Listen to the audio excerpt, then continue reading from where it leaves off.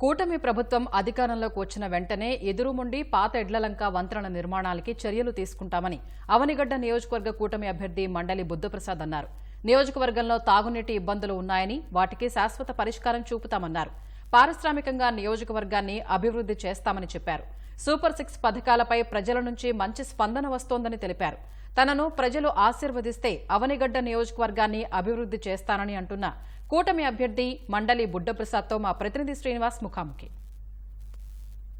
NDA కూటమి అవనిగడ్డ జనసేన నియోజక అభ్యర్థిగా మండలి బుద్ధప్రసాద్ ప్రచారాన్ని ముమ్మరం చేశారు. గతంలో ఎమ్మెల్యేగా మంత్రిగా పనిచేసి అవనిగడ్డ నియోజకవర్గాల్లో పలు అభివృద్ధి కార్యక్రమాలను ఆయన చేపట్టడం జరిగింది. అయితే 2019లో అధికారంలోకి వచ్చిన వైసీపీ ప్రభుత్వం నియోజకవర్గాన్ని పూర్తిగా గాలి కొదిలేసిందంటూ కూడా ఆయన ఆరోపిస్తున్నారు. ప్రస్తుతం మనతో మండలి బుద్ధప్రసాద్ ఉన్నారు, ఆయనతో మాట్లాడదా. సార్ చెప్పండి, వైకాపా ప్రభుత్వంలో నియోజకవర్గ అభివృద్ధి ఎలా జరిగింది? అన్నిటికీ మించి ఊహించని రీతిలో వైసీపీ పార్టీ అవనిగడ్డ నియోజకవర్గంలో ఖాళీ అయిపోతుంది.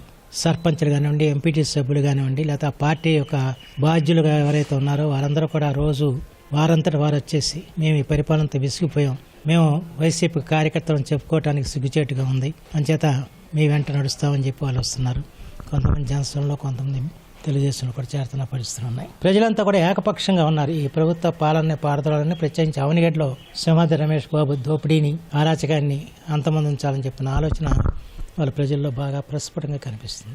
ఈ 5 సంవత్సరాలుగా అవనిగడ్డ నియోజకవర్గంలో అభివృద్ధి అనేది అడుగంటిపోయింది. ఎందుకంటే ఆనాడు తెలుగుదేశం ప్రభుత్వంలో చంద్రబాబు నాయుడు గారు గ్రామాల అభివృద్ధికి ఎంతో ఆయన నిధులు అందించారు. ఏది అవసరం ఆ గ్రామానికి ఆ కార్యక్రమంలో కూడా చేసిన పరిస్థితి. కానీ ఈ ప్రభుత్వం వచ్చిన తర్వాత అభివృద్ధి అన్నది ఎక్కడ లేని పరిస్థితి అయిపోయింది. ప్రత్యేకించి రహదారులు. గత ప్రభుత్వంలో మేము దాదాపు అన్ని పంచాయతీరాజ్ రోడ్లకి నిధులు మంజూరు చేయించాం, టెండర్లు పిలిచారు, కొన్ని పనులు ప్రారంభించారు. అయితే రివర్స్ టెండరింగ్ అని పెట్టేసి వాటన్ని కూడా ఆపేసిన పరిస్థితి వచ్చింది. వాళ్ళు ఏ ఊరు వెళ్ళాలన్నా కూడా చాలా కష్టపడాల్సిన పరిస్థితి వచ్చింది.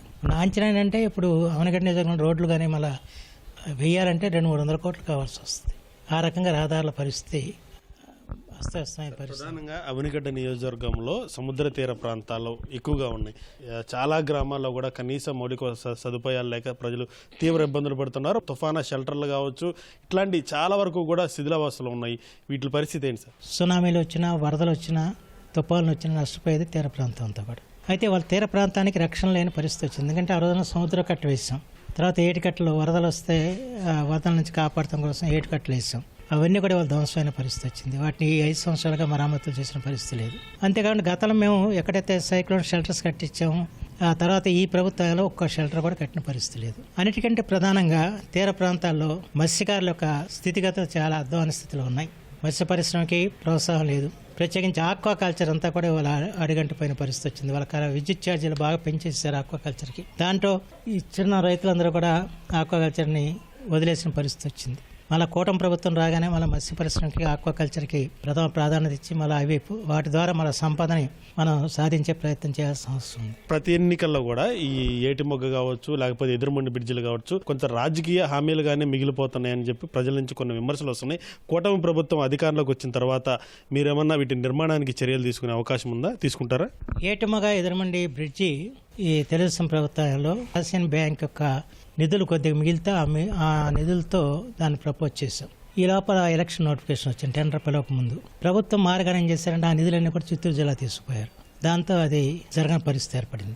ఆ తర్వాత పార్లమెంట్ సభ్యుడు బాలశౌరి గారు నాబార్డు వాళ్ళతో మాట్లాడి నాబార్డు ద్వారా నిధులు మంజూరు చేయించారు. అయితే ఆ నిధులను రాష్ట్ర ప్రభుత్వం వేరే దానికి డైవర్ట్ చేయడం జరిగింది. దాంతో అందే ఎవరో టెండర్లు వేయడానికి ముందుకు రాని పరిస్థితి వచ్చింది. అంతే కూటమి ప్రభుత్వం రాగానే ఏడాదిలోపే దీన్ని నిర్మాణం చేయించడం మా యొక్క బాధ్యత, ఆ కర్తవ్యం చేస్తాం. మీరు శాసనసభ్యుడిగా ఎన్నికైతే అవనిగడ్డ నియోజకవర్గాన్ని ఏ విధంగా డెవలప్ చేస్తారు? మీ దగ్గర ఉన్న అసలు ప్రణాళికలు ఏంటి?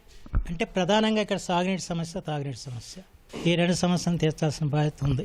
ఎందుకంటే సాగునీరు లభించక దాదాపు 4-5 వేల ఎకరాలు ఈ నాగార్జున మండలంలో, కోడూరు మండలంలో పంటలు పండించుకునే పరిస్థితి లేకుండా పోయింది. కాబట్టి పాలసీలు మరమ్మతులు చేయకపోవటం కానివ్వండి, సముద్రపు నీరు చొచ్చుకొస్తుంటే దాన్ని అరికట్టే ప్రయత్నాలు చేయకపోవటం కానివ్వండి, అలాగే సాగునీరు అందించకపోవటం కానివ్వండి, దీనివల్ల ఆ పేద రైతాంగం అంతా కూడా తీవ్రంగా నష్టపోయారు. అంచేత ఆ యొక్క ప్రధానమైన బాధ్యత ఏంటంటే రేపు ఎన్నికైన వెంటనే మళ్ళా 4-5 వేల ఎకరాలకి నీరు అందించి గతంలో తెలుగు సాగులో 40-45 బస్తాలు పండించుకున్న ఆ పొలాల్ని మళ్ళా తిరిగి అదే విధంగా పండించుకునే రీతి తీసుకురావటం జరుగుతుంది. దానికి కావాల్సిన ఇరిగేషన్ శాఖ నిధులు తీసుకొచ్చి అటు హాట్ పాల్స్ నిర్మాణం చేయటం కానివ్వండి, ఇంకా డ్రైనేజీ కూడా పెద్ద ప్రాధాన్యత సంతరించుకుంది. ఎందుకంటే డ్రైనేజీ సరిలేకపోవడంతో వాళ్ళ కొద్దిపాటి వర్షాలకే పంటలన్నీ మునిగిపోతున్న పరిస్థితి వచ్చింది. అయితే డ్రైనేజీ వర్కులు జరిగినట్టుగా కాగితాల మీద కనిపిస్తున్నాయి. ఆ డబ్బులు అట్లా తినేశారు. డ్రైనేజీ మరమ్మతుల మీద కూడా దృష్టి పెడతాం, రైతాంగం నష్టపడకుండా చేయడానికి ప్రయత్నం చేస్తాం. కూటమి ప్రభుత్వం అధికారంలోకి వచ్చిన తర్వాత నియోజకవర్గాన్ని పూర్తి స్థాయిలో అభివృద్ధి చేసి ప్రజలకు ఇబ్బంది లేకుండా చర్యలు తీసుకుంటామంటూ కూడా మండలి బుద్ధప్రసాద్ చెప్తున్నారు. కెమెరామెన్ MSNతో శ్రీనివాస్, CTV న్యూస్, అవనిగడ్డ, కృష్ణా జిల్లా.